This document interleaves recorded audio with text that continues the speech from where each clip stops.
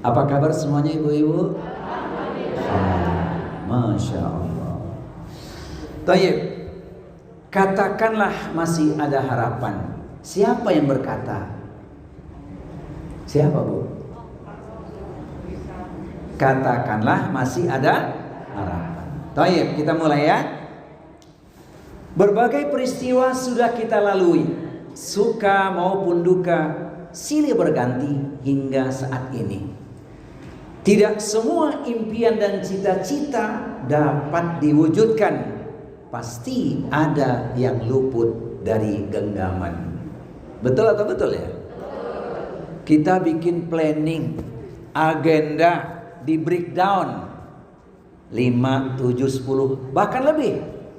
Apakah semua bisa kita selesaikan? Tidak.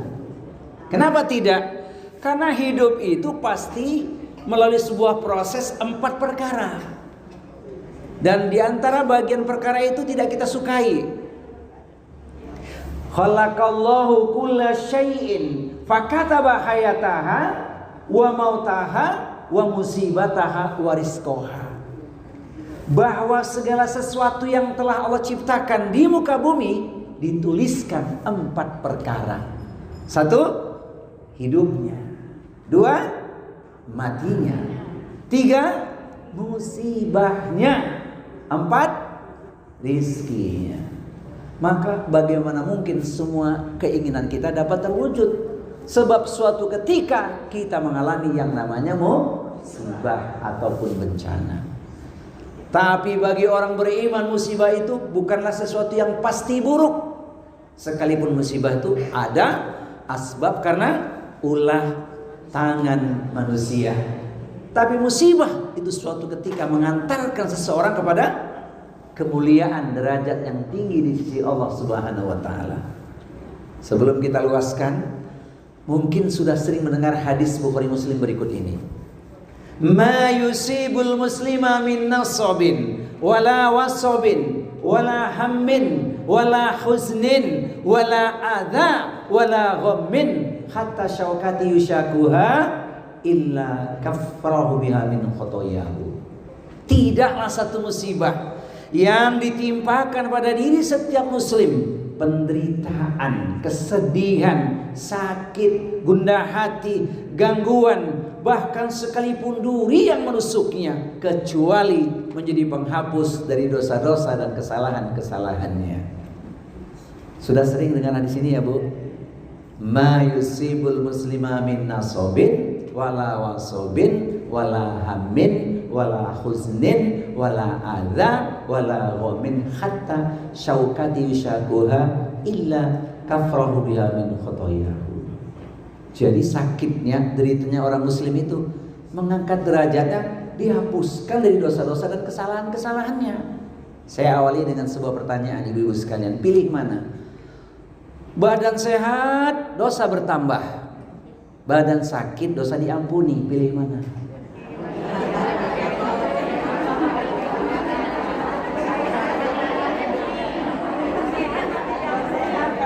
Masya Allah.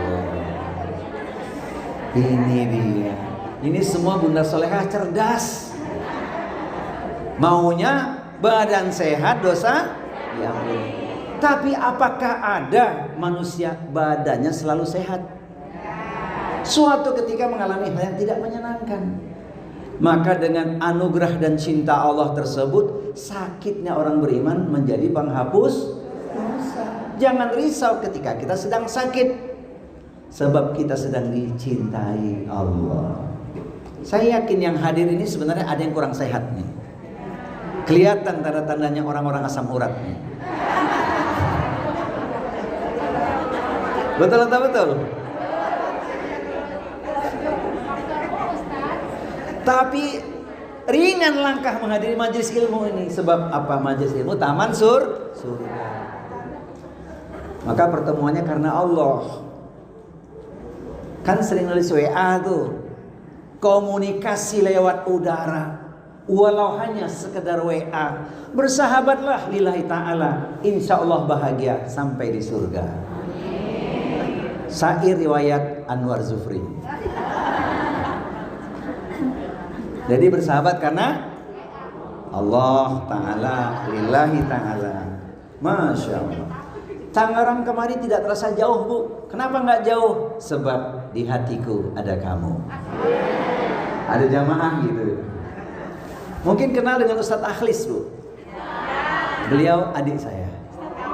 Oh, Masya Allah.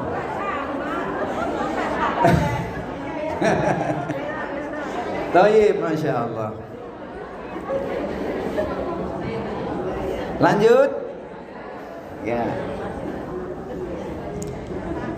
Ini menjadi pesan yang penting untuk kita renungkan. Ma asaba min musibatin fil ardi wala fi anfusikum illa fi kitabin min qabli an nabra'aha inna dzalika 'alallahi yasir.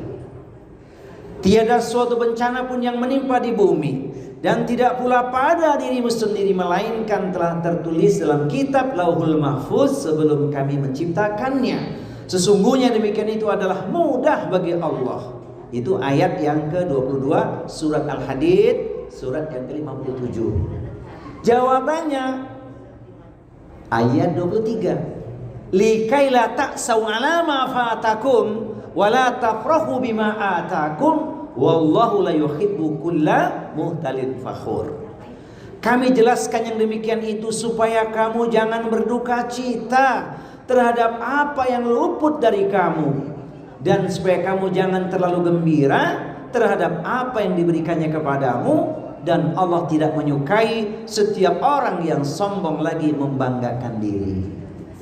Jadi rumus hidup, kalau kita diuji mengalami yang tidak menyenangkan, impian luput dari genggaman, jangan kecewa apalagi sampai putus asa. Sebab putus asa itu dosa. Yang putus asa siapa? Orang kafir, bukan orang muslim. Tapi ketika mendapat anugerah, nikmat, keberuntungan, jangan terlalu gembira. Karena dikhawatirkan terlalu gembira itu apa? Menjadikan seseorang menepuk dada, maka dia akan menjadi pribadi yang sombong. Para muaswaliyah sekalian, kalau kita sedang dapat untung, bilang-bilang nggak sama orang? Kalau sedang rugi, sedang galau, sedang punya musibah, curhat nggak? Siapakah dia? Manusia. Sukanya berkeluh kesah. Padahal itu bagian cara Allah menguji iman seorang yang beriman. Begitu kan? Ahasiban nasu ayutraku ayyakulu amana wa hum la yuftanun. Apakah cukup kalian hanya mengatakan kami beriman sementara tidak diuji lagi? Tidak bakal, pasti diuji. Walaqad fatanna alladziina min qablihim. Allah telah menguji orang-orang sebelum kita. Yang ujiannya pastilah jauh lebih berat dibandingkan apa yang sedang kita alami hari ini. Jadi bukan orang yang paling berat penderitaannya. Ini muqaddimahnya. Ya, muqaddimahnya berarti memang orang beriman harus punya harapan. Masihkah ada harapan untuk meraih kehidupan yang lebih baik? Harus ya. Bagaimana caranya? Tentu masih ada harapan untuk meraihnya dengan tidak berputus asa. Kata orang Tangerang, jangan kupas buah manggis, buka kulitnya, ambil isinya. Orang muslim tidak boleh pesimis, apalagi sampai putus asa. Gitu ya Bu ya? Nggak boleh pesimis, harus optimis. Nah, orang yang putus asa itu memiliki akhlak mazmumah atau akhlak tercela. Salah satu akhlak tercela yang harus dihindari umat Islam adalah sikap putus asa. Seolah-olah tidak ada harapan lagi. Padahal orang mukmin yang paling sempurna, kata Rasulullah, yang keimanannya paling sempurna adalah yang paling baik akhlaknya. tentunya dia tidak akan berputus asa. Hari ini kita membuka pesan-pesan Al-Quran, hadis Rasulullah juga, supaya kita senantiasa optimis, punya harapan yang intinya adalah kebahagiaan. Saya tanya ibu-ibu sekalian, apa sih harapan terbesar yang kita ingin raih? Satu kata aja.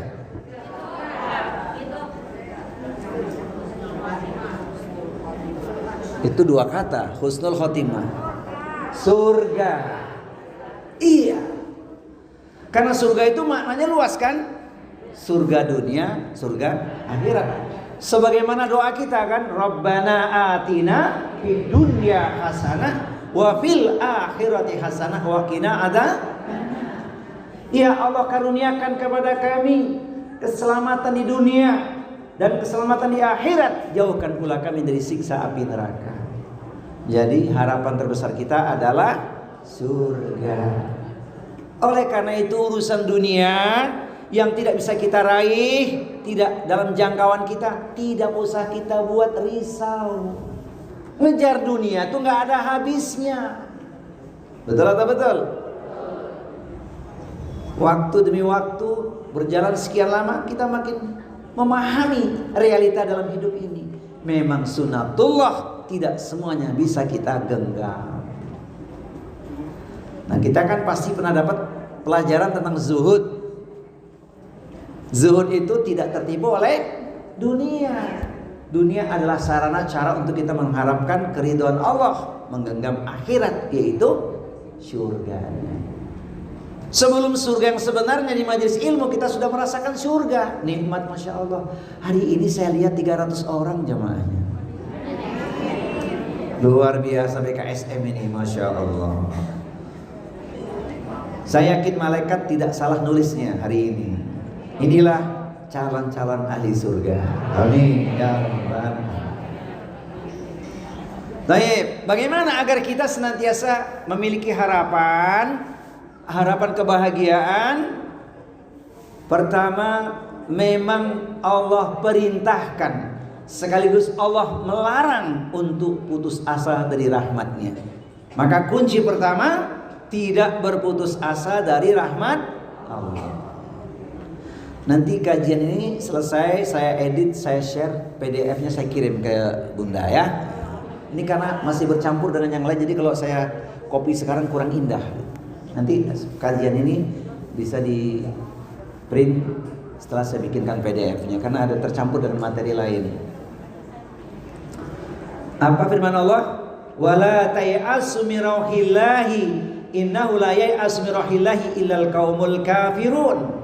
Dan janganlah kamu berputus asa dari rahmat Allah. Sesungguhnya tiada berputus asa dari rahmat Allah melainkan kaum yang kafir. Nih, dapat jawabannya kita. Orang muslim tidak mungkin putus asa. Tidak mungkin. Yang putus asa hanyalah orang-orang kafir. Itu dalil pertama, Quran surat Yusuf surat yang ke-12 ayat 87. Kalau kita buka kisahnya Nabi Yusuf, itu kan penuh dengan genangan air mata, tapi akhirnya air mata kebahagiaan. Dizolimi oleh saudaranya, dilemparkan ke dalam sumur, dizolimi, tidak membuat dia putus asa, diangkat derajatnya oleh Allah setelah sekian lama menjadi nabi dan menjadi raja.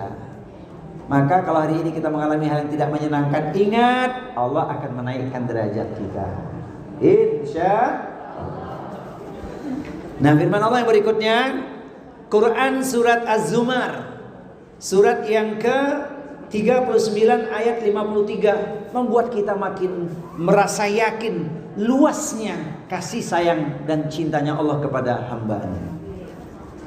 A'udzu billahi samii'il 'aliim minasyaitonir rajiim.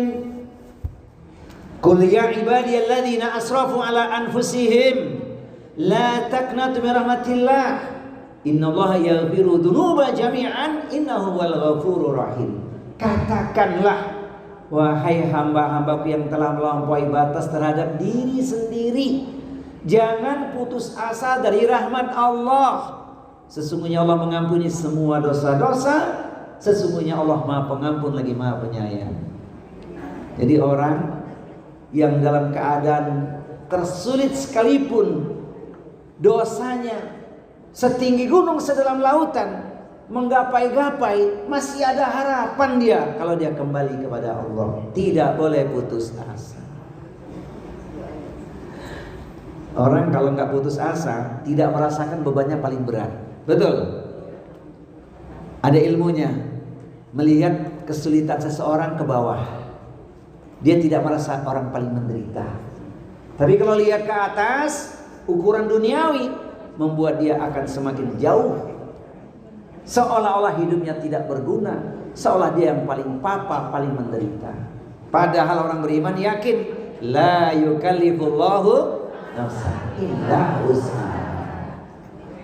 Jadi rumusnya, unduru ila man huwa asfala minkum wa la tanduru ila man huwa fawqakum fa innahu ajdaru alla tazdaru ni'matallahi alaikum. Lihatlah kehidupan orang-orang yang ada di bawahmu.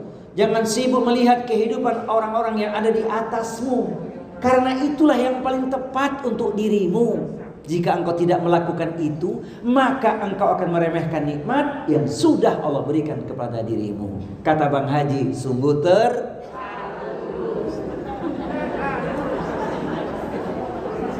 gitu ya Bu. Jadi kalau kita sedang duka, sedang susah, lihat ke bawah. Ternyata kita bukan orang yang paling menderita. Betul. Lihat ke atas kesolehan seseorang, ketakwaan seseorang, Masya Allah. Karena itu yang akan menyelamatkan. Hadis Nabi ini membuat kita makin kuat ya. Ternyata kita tidak boleh buruk sangka. Buruk sangka kepada Allah itu tidak boleh.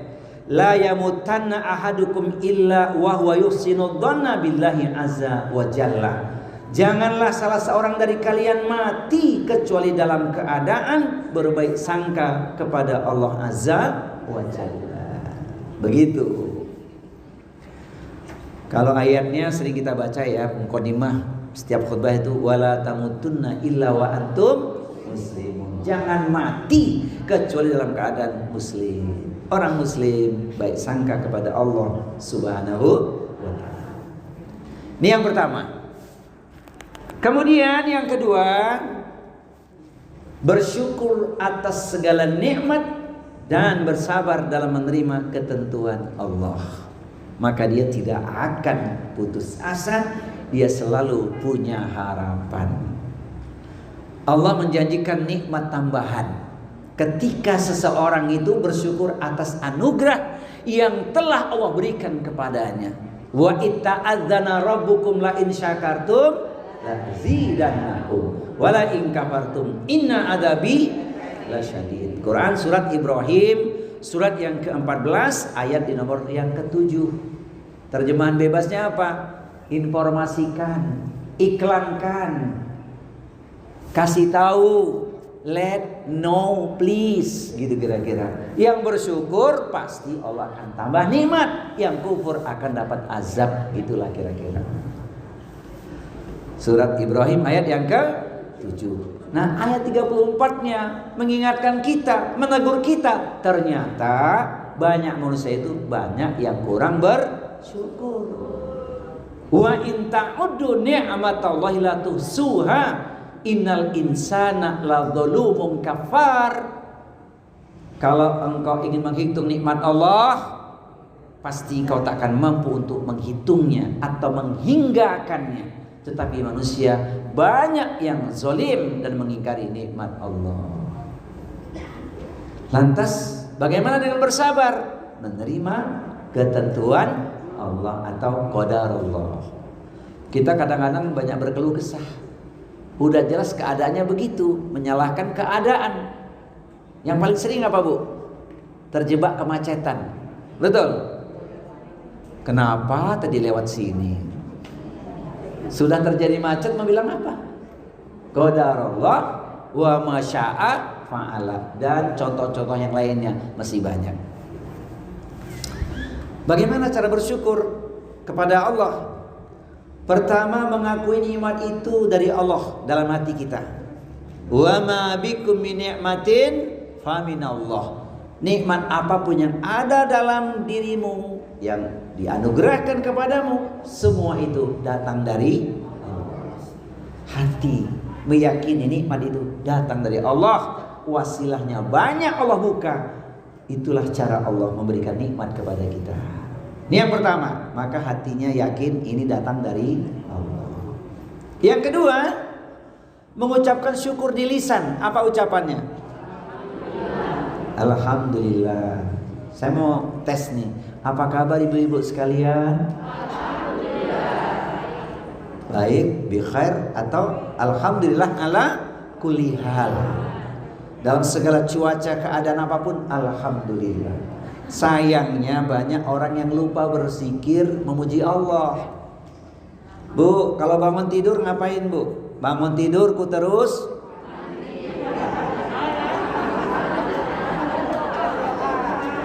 benar nggak?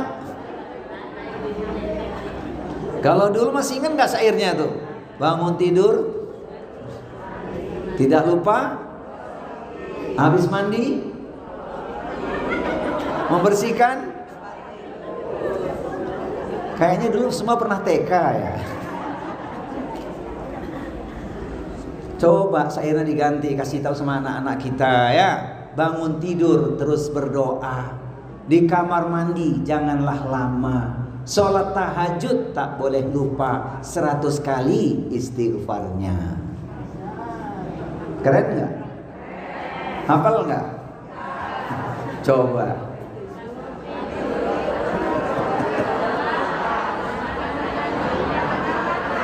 Terus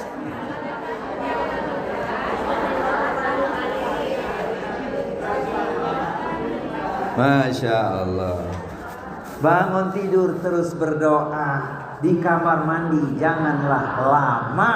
Sholat tahajud tak boleh lupa. 100 kali. Kata siapa? Jangan kata ustadz, kata kita. Begitu. Ya. Kenapa itu perlu saya sampaikan? Sebelum tidur kan sudah bersandar kepada Allah. Allah sebagai sandaran vertikal kita. Apa itu doanya? Bismikallahumma ahya wa amut atau amut wa ahya. Dua-duanya boleh. Hadis sahih riwayat Bukhari. Bangun tidur lupa, langsung mandi. Ada lagi, bangun tidur langsung buka WA. Ya, mestinya doa dulu kan? Alhamdulillahilladzi ahyana ba'da ma amatana wa ilaihi nusyur. Berarti kita masih diberikan kehidupan oleh Allah Subhanahu wa taala. Semoga umur kita berkah semua. Amin ya rabbal. Yang ketiga, memanfaatkan nikmat untuk ibadah, baru dikatakan bersyukur. Aisyah radhiyallahu anha bertanya pada Rasulullah sallallahu alaihi wasallam, "Ya Rasulullah, engkau kan sudah dijamin surga. Tidak ada dosa bagi dirimu, tapi sholat malammu itu hampir semalam suntuk." Apa jawaban Nabi? Afala akuna abdan syakura? Apakah aku tak boleh menjadi hamba yang bersyukur? Maka seorang hamba yang bersyukur, dia istiqomah menjaga sholat tahajudnya. Itu ukuran yang normatif sebagai seorang muslim. Nyontoh Rasulullah Sallallahu Alaihi Wasallam, karena itu jawaban Rasul. Semoga kita istiqomah menjaga sholat tahajud kita. Amin. Kebiasaan kita semoga jadi akhir hayat kita. Sering kan dengar kisah selesai tahajud berpulang ke rahmatullah. Banyak kisah semacam itu. Allah bisa karena awalnya Allah bisa karena dipaksa. Lama-lama terbiasa, menjadi nikmat rasanya. Ibadah sholat tahajud menjadi kebutuhan, bahkan kelezatan. Sudah sering dengar hadis romantis, Bu? Hadis romantis antara Rasulullah dengan Aisyah, dan itu bisa diterapkan suami dan istri, tentang pentingnya sholat malam. Rahimallahu ala rajulin qama minal laili fasalla Thumma istaiqadha zaujatahu fa in abad nadhal ma ala wajhiha. Allah merahmati seorang suami yang bangun malam, kemudian dia bangunkan istrinya untuk sholat malam. Ketika istrinya enggan bangun, maka dipercikkan air di wajah istrinya. Sudah pernah Bu dipercikin suami?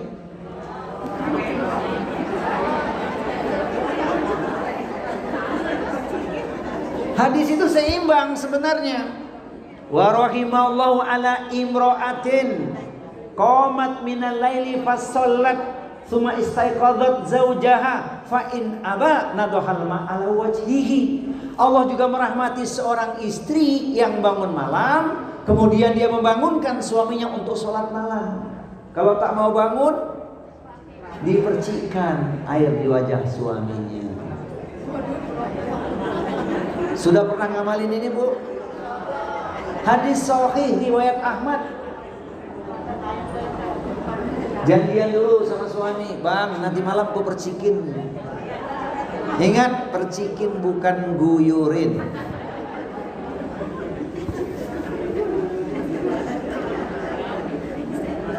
Yang keempat, mensyukuri nikmat bukan dengan bermaksiat.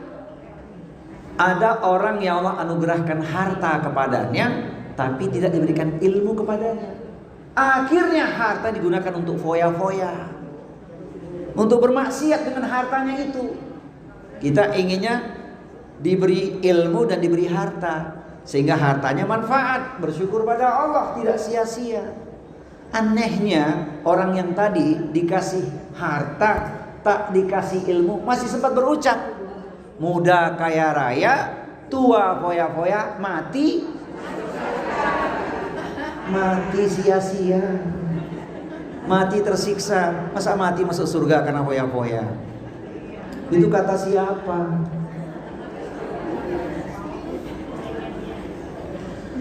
Baik, kemudian yang berikutnya, ini ngomongin bersyukur nih kalau dirinci luas, tapi penting untuk saya sampaikan supaya masih punya harapan. Allah itu melihat apa yang kita lakukan, karena bersyukur nikmat pasti ditambah.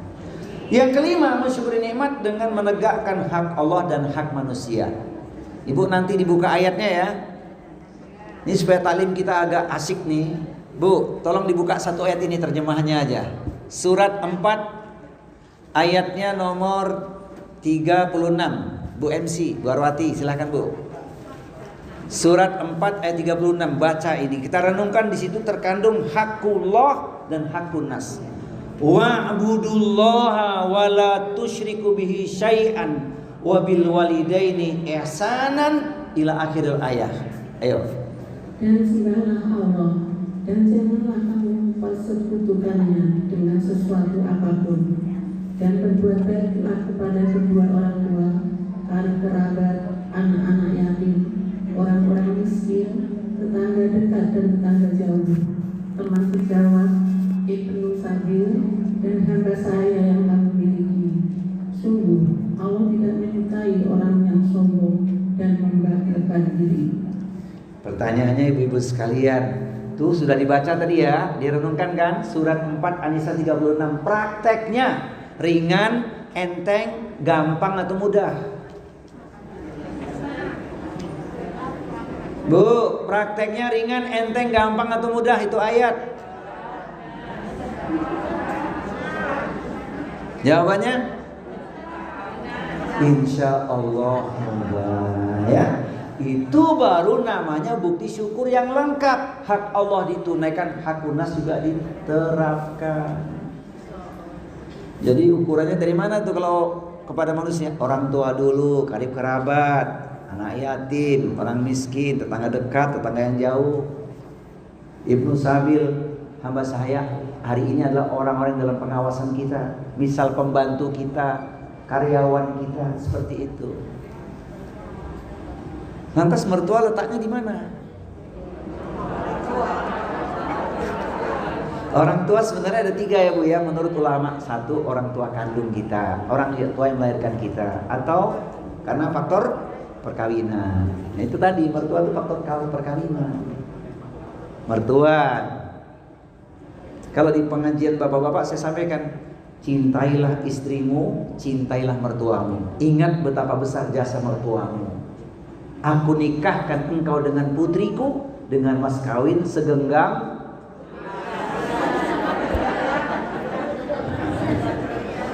Alhamdulillah Ustadz. Ini kisah ya, seorang mahasiswa merantau ke Jogja, kuliahnya mesti jual koran, tinggal di tempat kos tertentu. Diperhatikan oleh bapak kosnya, ini anak soleh sekali, Masya Allah. Akhirnya apa? Dinikahkan dengan putrinya. Setelah nikah dapat 5 pintu kontrakan. Itu jasa mertua itu, Masya Allah. Taib. Itu bersyukur ya Bu. Sekarang bagaimana bersabar? Bersabar dalam penerapannya sering kita dengar sudah. Sabar dalam taat, sabar menjauhi maksiat, sabar menghadapi musibah. Nah ayatnya tadi dibacakan ini. Orang beriman disuruh minta tolong dengan sabar dan sholat. Allah membersamai orang yang sabar. Innallaha ma'as-sabirin.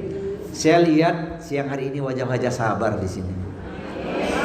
Semua saya lihat wajah-wajah sabar di sini. Bagaimana di rumah? Sama ya Bu ya? Alhamdulillah, makin sabar ya. Ya, ada intermezzo yang jadi renungan. Bersyukur dan bersabar. Seorang suami dan istri berjalan. Istrinya cantik nih, cantik, solehah gitu ya, Masya Allah. Suaminya biasa-biasa aja. Oh, duitnya luar biasa, Masya Allah. Ini serius ini ya. Istrinya cantik, solehah ya, suaminya biasa-biasa aja. Mereka berdua berjalan. Kemudian ada seorang pria temannya berkata, suaranya kencang ketika dia ucapkan, beruntung kali ya pemuda ini.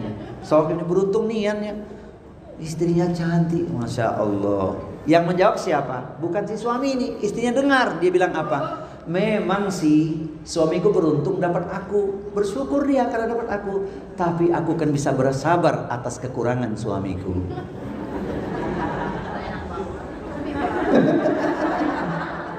Betul nggak? Lain hari sebaliknya berjalanlah seorang suami istri. Suaminya tampan, takwa, tajir pula. Istrinya biasa-biasa aja. Biasa aja lah gitu ya. Ada seorang wanita mengucapkan, beruntung nih ya nih wanita ya, punya suami yang tampan, takwa, tajir. Terdengar sama si suami, dia pun menjawab, memang istriku bersyukur karena dapat aku. Aku tampan, takwa dan tajir, tapi aku kan bisa belajar sabar melihat kekurangan istriku. Coba bayangin Bu, kalau seandainya hidup ini tidak karena sunatullah, yang cantik dengan yang tampan semuanya, yang jelek-jelek bagaimana? Betul nggak? Rumus hidup itu sunatullah. Betul juga Bu ya. Biasa aja, tapi uangnya luar biasa. Masya Allah. Misal itu ya. Karena apa? Sunatullah. Jodoh telah ditentukan Allah. Apapun keadaan suami dan istri harus bersyukur dan bersabar. Suami istri bersyukur bersabar akan berkata, malam yang indah, pagi yang cerah, hati bahagia tak pernah resah, senang dan susah alhamdulillah, karena menikah untuk ibadah. Betul atau betul? Kata siapa? Masya Allah. Nah, sabar itu disebutkan di surat Az-Zumar, surat 39 ayat 10. Sabarnya berapa luas Bu? Sekoper,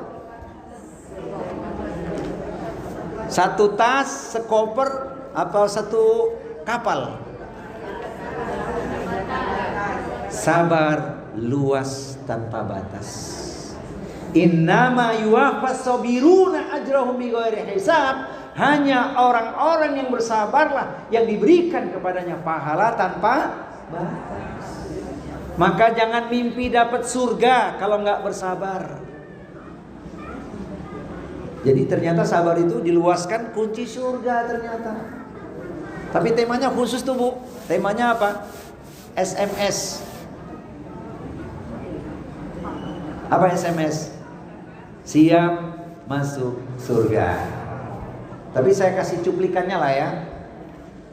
Bu, kalau ngomongin kunci surga sabar itu disebutkan di Al-Quran. Supaya ngajinya asik lagi ya, tolong dibuka Bu, terjemahnya aja. Saya bacakan ayatnya. Surat 13 ayat di nomor 23-24. A'udzu billahi samiil alimi minasyaitonir rajim. Jannatu adnin yadkhulunaha wa man salaha min abaihim wa azwajihim wa dzurriyyatihim wal malaikatu yadkhuluna alaihim min kulli bab salamun alaikum bima sabartum fan ni'ma uqbadar. Terjemahnya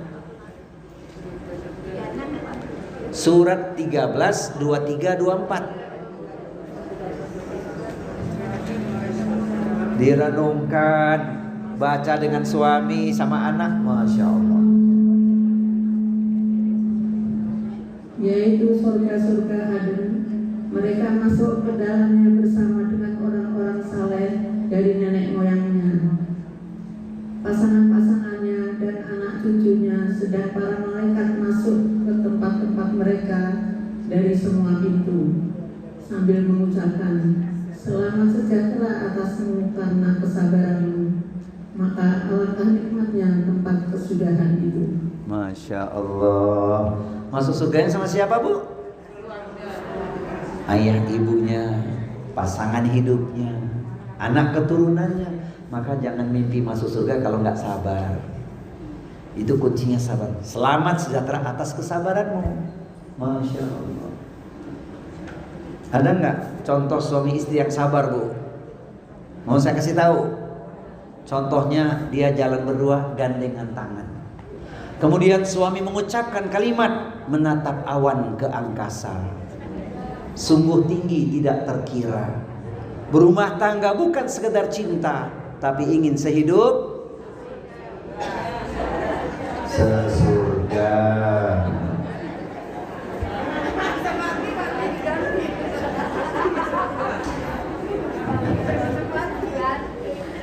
Nanti kasih tahu suamimu ya, Bang, ucapkan kalimat itulah biar aku senang. Kata Ustadz, menatap awan ke angkasa, sungguh tinggi tidak terkira. Berumah tangga bukan sekedar cinta, tapi ingin sehidup sesurga. Kata siapa?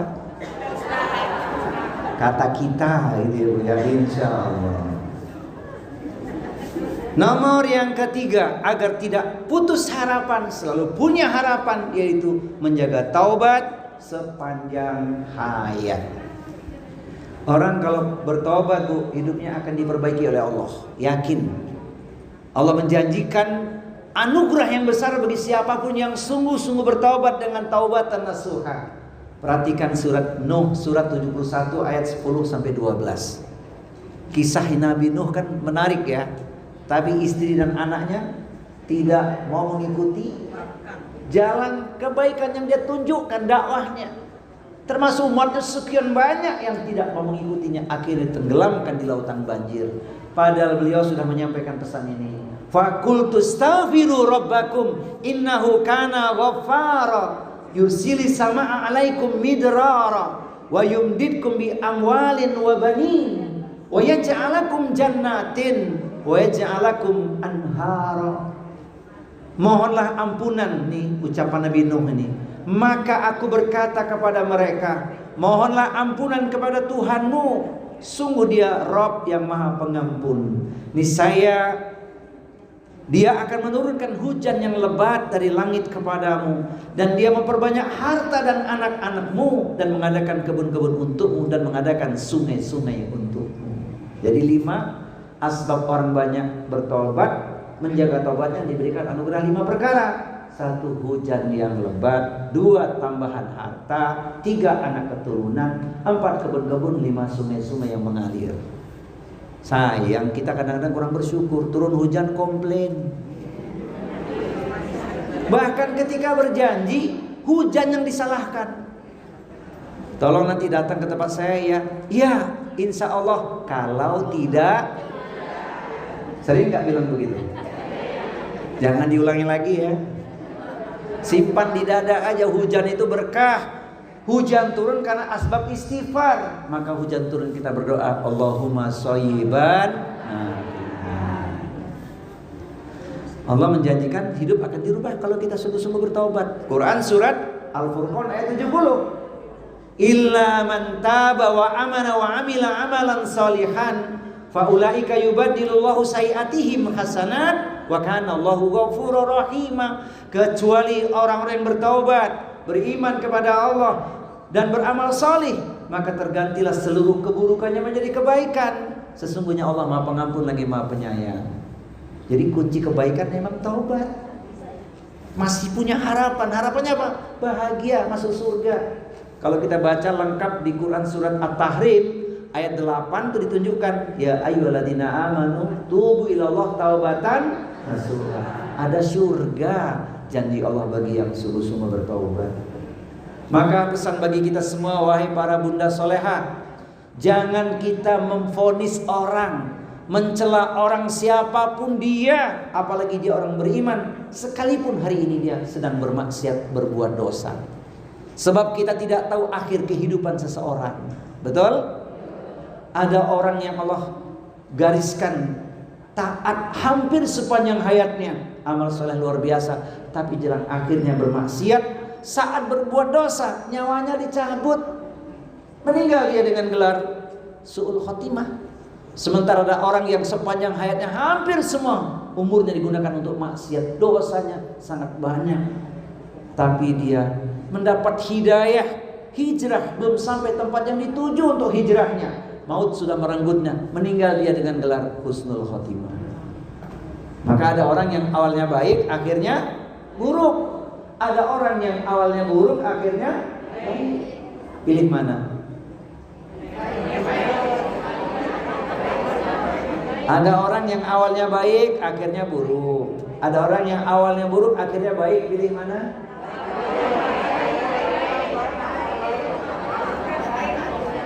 Biarlah awal baik, asal akhir baik. Istiqomah jaga taubat kita. Allah yang berjanji, Allah yang memberi, tapi engkau manusia, engkau yang berjanji, engkau yang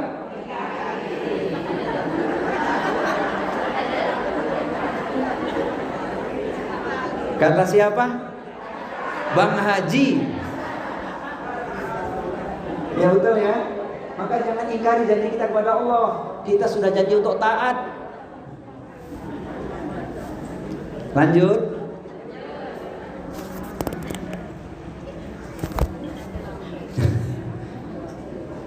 Yang keempat, tidak akan putus harapan. Selalu ada harapan. Masih ada harapan bagi orang yang beriman dan bertakwa. Bahkan Allah akan turunkan berkah dari langit dan bumi. Walau anna ahlal qura amanu wattaqau lafatana alai barakati minas sama'i wal ardi walakin kadzabu fa akhadnahum bima kanu yaksibun. Jikalau sekiranya penduduk negeri-negeri beriman dan bertakwa, pastilah kami akan melimpahkan kepada mereka berkah dari langit dan bumi, tetapi mereka mendustakan ayat-ayat kami itu, maka kami siksa mereka disebabkan perbuatannya. Quran surat Al-A'raf surat 7 ayat 96. Makanya orang yang beriman, bertakwa itu hidupnya bahagia, senang. Dia akan mendapatkan banyak kemudahan, solusi, pertolongan dari Allah. Orang yang takwa hidupnya dimudahkan oleh Allah. Itu Quran surat At-Talaq surat 65 ayat 2 dan 3. Wa may yattaqillaha yaj'al lahu makhraja wa yarzuqhu min haitsu la yahtasib. Pernah ngalami enggak, Bu? Dalam keadaan sulit, terlilit, terhimpit, sakit, Mbak, terperosok ke dalam parit, ingin menjerit bisa bangkit karena ada pertolongan last minute. Pernah ngalami nggak Bu? Yang nggak kita duga orang beri pertolongan pada kita dengan cara Allah memberikannya. Makanya kalau kita bertakwa, mematuhi apa yang Allah perintahkan, meninggalkan larangannya, beribadah dengan ilmu, hanya mengharapkan keridhaan Allah, pasti hidupnya dimudahkan oleh Allah. Kalaupun dia mengalami penderitaan, penghapus dosa buat dia. Masya Allah. Saya lihat wajah-wajah takwa di sini. Orang yang takwa dijamin bahagia. Ya Bu? Apa balasannya orang takwa? Nah, ini babnya tersendiri, tapi saya ringkas satu aja. Ayatnya itu Quran surat Maryam, ada hubungannya. Mohon maaf, ada yang lahirnya tahun 1963 nggak di sini di antara ibu-ibu? Lahirnya tepat 1963. Itu calon ahli surga. Kata Allah, tilkal jannatul lati nuritsu min ibadina man kana taqiyya. Dan surga itu hanya kami wariskan bagi orang-orang yang selalu bertakwa. Ibu calon ahli surga, asalkan bertakwa.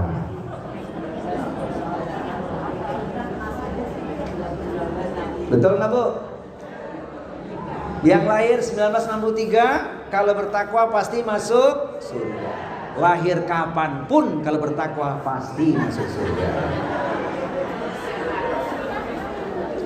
Itu bukan angin surga, benar. Asal bertakwa kepada Allah. Ada yang punya nama Maryam nggak di sini? Di antara ibu ada yang punya nama Maryam nggak? Di Al-Quran disebut namanya, Masya Allah. Itu juga calon ahli surga. Kalau iya.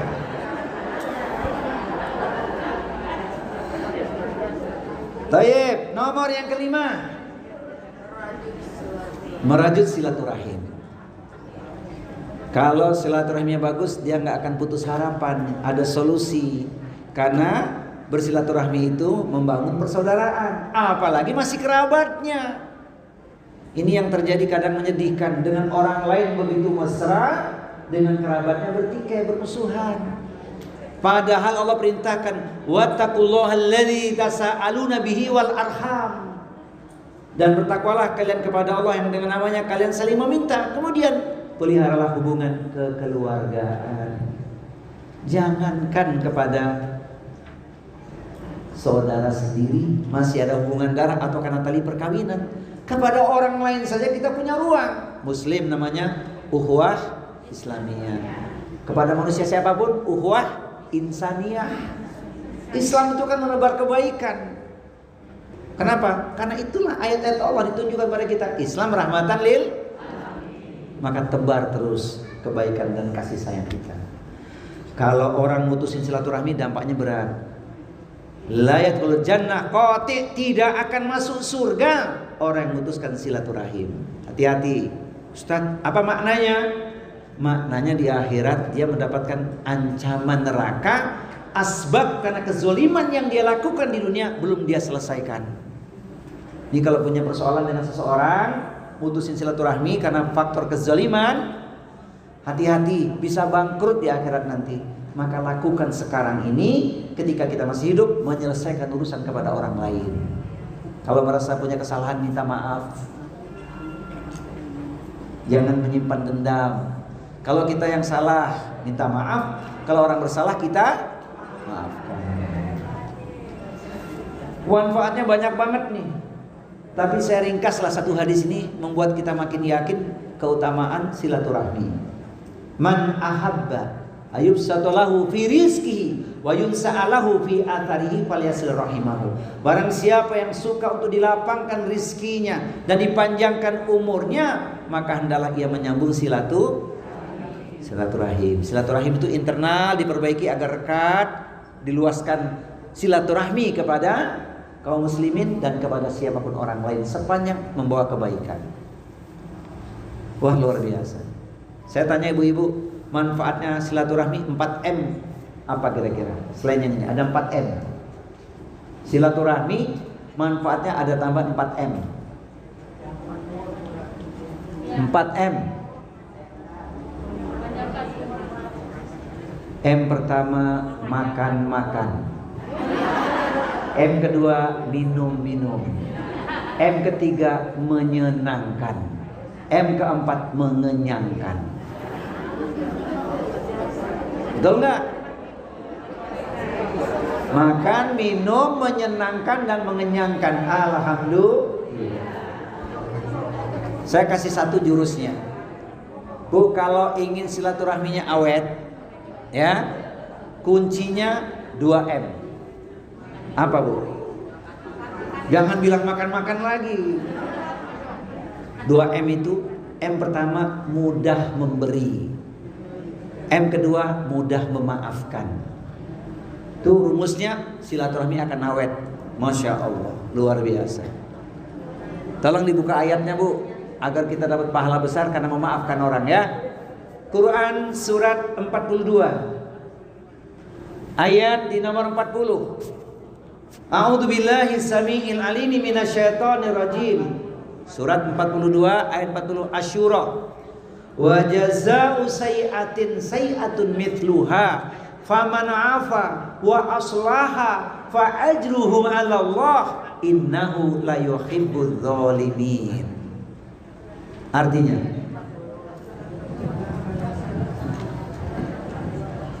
dan balasan suatu kejahatan adalah kejahatan yang setimpal.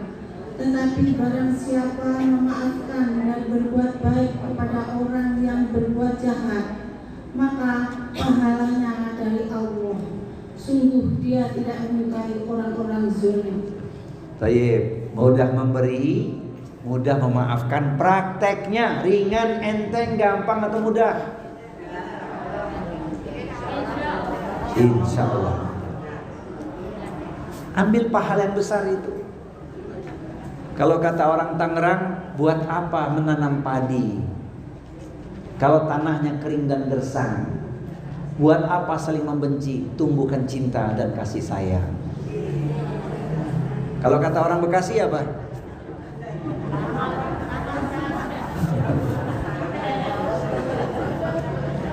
Kata orang Bekasi sedikit beda lah. Sarapan nasi uduk, lauknya bakwan. Sambil duduk kita zikiran. Karena kita sudah lama berteman, kesalahanmu pasti ku maafkan. Cukup ya? Cukup. Nomor yang ke-6, menghambakan diri dengan sungguh-sungguh berdoa. Kita nggak punya kemampuan apapun, wahai para bunda, pecinta ilmu, perindu surga. Kita nggak punya kemampuan, Allah yang menolong kita. Maka ketika kita mengalami hal yang tidak menyenangkan, bahkan apapun hajat kita, mintalah kepada Allah. Karena kita tidak tahu kapan persisnya doa kita dikabulkan.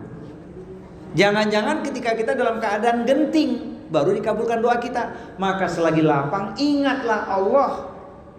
Ta'arraf ilallah fi rahaiya arifka fi syiddati. Kenalilah Allah saat engkau lapang, maka Allah akan mengenalimu saat engkau dalam keadaan sempit.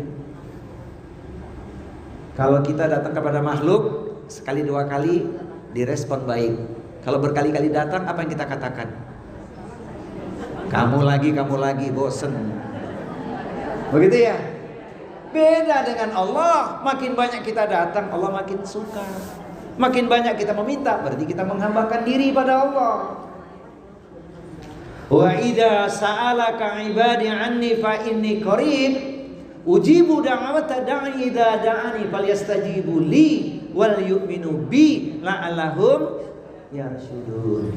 Dan apabila hamba-hambaku bertanya kepadamu ya Muhammad tentang aku, maka jawablah bahwasanya aku adalah dekat, aku mengabulkan permohonan orang yang berdoa apabila ia memohon kepadaku, maka hendaklah mereka itu memenuhi segala perintahku dan dalam mereka beriman kepadaku agar mereka selalu berada dalam kebenaran. Maka doa kita harus yakin dikabulkan Allah, asalkan telah kita penuhi dua perkara. Itu apa? Kewajiban kita kepada Allah. Hanya Allah yang kita ibadahi, hanya Allah yang kita tauhidkan. Kemudian berhusnudzon, beriman bahwa doa kita pasti dikabulkan oleh Allah. Dengan apa? Dengan cara Allah. Cuman kita kadang-kadang istijal. Apa istijal, Bu? Tergesa-gesa. Betul nggak? Maunya kita minta A dikasih A. Padahal cara Allah memberikan jawaban doa belum tentu. Boleh jadi kita minta A dapatnya B. Sebagaimana kisah hidup kita kan.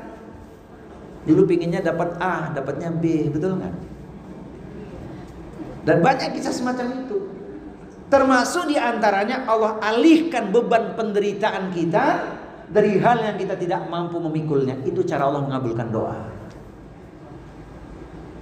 Jadi harus yakin ya, kita menghambakan diri mohon pada Allah SWT, doa kita akan dikabulkan. Wa qala rabbukum ud'uni astajib lakum. Dan Tuhan berfirman, berdoalah kepadaku, niscaya akan aku perkenankan bagimu. Di mana, Bu, berdoa nikmatnya? Nikmat berdoa di mana? Ambil waktu-waktu mustajabah dan tempat-tempat yang terindah tentunya ya. Nih, majelis ilmu nih, Bu, ini juga taman surga, momentum untuk banyak berdoa. Di penghujung taklim kita tutup doa sama-sama, doa yang kita butuhkan. Tapi ketika hadir kita sebagai pribadi sedang taklim sambil berdoa aman kepada Allah. Semoga urusan dimudahkan. Keluar dari masjid utang lunas. Amin Allahumma. Kenapa lunas? Dibayar. Siapa yang bayar? Yang ngasih rezeki siapa? Sembuh ya, yang asam urat lewat asam uratnya. Sembuh ya, sampai di rumah. Soalnya makannya sop iga satu kuali. Taib. Jadi pergunakan waktu-waktu mustajabah untuk berdoa. Ini saya selesaikan ya, Bu ya. Khawatir kepotong belum tentu kita ketemu kapan lagi ya. Iya, selesaikan ya. Doa diantara di mana, Bu? Di depan Ka'bah. Semoga Allah berikan kita rezeki bisa umroh ataupun haji. Amin ya rabbal alamin. Di majelis ilmu, di malam senyap ketika orang tidur lelap, mohon pada Allah ya kan. Selesai kita tahajud, istighfar 100 kali, minta kepada Allah. Dan pasti ini tempat yang indah. Jangankan yang belum berangkat ibadah di Haramain, Mekah dan Madinah, yang sudah pun rasanya rindu kembali untuk ke sana, betul? Saya doakan ibu-ibu dimudahkan Allah dan keluarganya untuk umroh, amin. Siapa tahu nanti bisa bareng saya ya enggak? Amin. Taib. Duhai lezatnya berdoa di Baitullah ya, Masya Allah. Teringat ya Bu ya, waktu di sana dulu ya berdoa ya. Menetes air mata enggak? Ya Allah karim nikmat ya. Yakin saja minta berdoa kepada Allah. Nah, saya sisipkan sebuah doa yang ada hubungannya dengan tema kita hari ini. Doa kan banyak. Silahkan mohon pada Allah doa yang terbaik yang kita mohonkan, minta kepada Allah. Tapi doa yang satu ini ada hubungan dengan tema kita supaya kita jadi orang yang giat, bukan jadi orang yang malas ya. Ini dia doanya. Yuk sama-sama kita baca ya. Allahumma inni a'udzubika. Ayo. Allahumma inni a'udzubika minal kasali. Wa a'udzubika minal jubni. Wa a'udzubika minal harami. Wa a'udzubika minal bukhli. Kelihatan nggak, Bu? Jelas ya? Nah, ini ada hubungan dengan tema kita. Ya Allah, sesungguhnya aku berlindung kepadamu dari rasa malas. Orang kalau sudah malas, ibadah lewat. Betul nggak? Maka kita berlindung dari rasa malas. Yang kedua, aku berlindung kepadamu ya Allah dari sikap pengecut. Tidak menjadi muslim yang pengecut. Berani karena benar, bukan berani karena yang bayar. Kemudian aku berlindung kepadamu dari pikun. Ini yang paling penting, Bu. Semoga umur kita terjaga, sepanjang usia kita tetap menjadi orang yang terjaga ingatannya, tidak pikun. Dan itu diantaranya banyak berzikir. Jangan lepas lisan kita dengan zikrullah. Subhanallah, alhamdulillah, wala ilaha illallah, wallahu akbar, la haula wala quwata illa billah. Pastikan zikir pagi, zikir petang, banyak istighfar. Ada 2 kalimat ringan diucapkan, sangat berat dalam timbangan. Subhanallah wa bihamdihi, subhanallahil azim. Kalau lidah biasa berzikir, nikmat. Jadi macet juga, alhamdulillah ala kulli hal. Masya Allah. Ini doa ini, Bu, boleh diamalin. Dikaitkan agar kita diberkahi umur kita, tidak jadi orang yang malas, tetap semangat ibadah, menyempurnakan ikhtiarnya, jadi orang yang berani karena benar, berlindung kepada Allah dari pikun. Umur kita umur yang mabruk, diberkahi Allah. Dan dari sifat pelit. Sebab kalau kita jadi orang pelit, nanti siksanya berat. Harta bisa menjadi bencana buat kita. Nah, tujuannya apa? Berkah kita dapatkan, insya Allah. Ya, ini ilustrasi saja untuk kita ingat-ingat saja, Bu, ya, berdoa. Ini waktu di sana, Bu, ya, masya Allah, ya. Walaupun nggak jelas kelihatannya, ya. Bagaimana di sini, Bu? Ini apa, Bu? Payung apa? Di Madinah, masya Allah. Duhai lezatnya berdoa di Raudhah. Lezatnya berdoa di. Jadi kalau bicara doa, samudra doa, sesungguhnya doa itu sangat luas, sangat banyak, bisa kita mohonkan kepada Allah Subhanahu wa taala. Dan ingat, Bu, kita tidak tahu kapan pasti doa kita dikabulkan. Maka selagi punya kesempatan, mohon pada Allah. Ruang-ruangnya doa. Salat doa isinya. Duduk doa isinya. Bukan untuk diri sendiri, tapi juga mendoakan saudara. Doa kita pada saudara kita sesungguhnya untuk kita. Ada 5 hal yang bisa kita lakukan, Bu.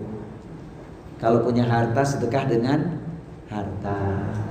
Yang punya ilmu, sedekah dengan ilmu. Yang punya tenaga, sedekah dengan tenaga. Yang punya kemudahan, sedekah dengan kemudahan. Beri orang pertolongan semampu kita. Dan yang kelima, yang punya doa, sedekah dengan doa. Pilih mana kira-kira? Pilih dengan harta, dengan ilmu, dengan tenaga, dengan kemudahan, atau dengan doa. Semua bisa kita lakukan semampu kita. Masya Allah. Jadi mudah-mudahan, Bu, ya, setelah usai kajian ini semangat. Jangan ada rasa putus asa. Nggak bisa kita urusan dunia, kita pingin surga. Orang beriman sakit yang diderita itu penghapus dosa. Selagi punya kesempatan amal soleh, jangan ditunda-tunda. Sebab apa? Setan berusaha menggelincirkan kita. Ayat yang terakhir yang dibaca, supaya kita hati-hati, ya, Bu, ya. Terus semangat, ya. Jangan tertipu oleh setan. Surat 268. Asyaitonu ya'idukumul faqra wa ya'murukum bil fahsya. Surat 268. Ya, artinya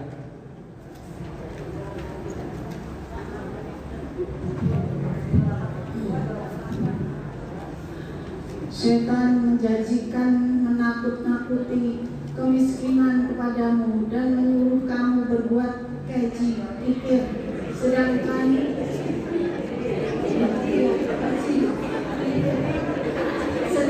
Allah menjanjikan ampunan dan kepadamu, dan Allah Maha Luas, Maha Mengetahui. Jadi, Bu, musuh kita siapa, Bu? Musuh kita? Hati-hati, jangan mau digelincirkan kita. Berlindung kepada Allah, mohon pada Allah SWT, semoga urusan kita dimudahkan. Nah, inilah kajian yang dapat saya sampaikan sebagai salam ukhuwah di antara kita, Ibu sekalian. Selalu ada harapan bagi orang yang beriman jika tidak berputus asa dan istiqomah mengamalkan apa yang telah Allah dan Rasulullah perintahkan. Semoga Allah memberkahi diri kita dan negeri kita. Amin ya rabbal alamin. Allahu a'lam bissawab.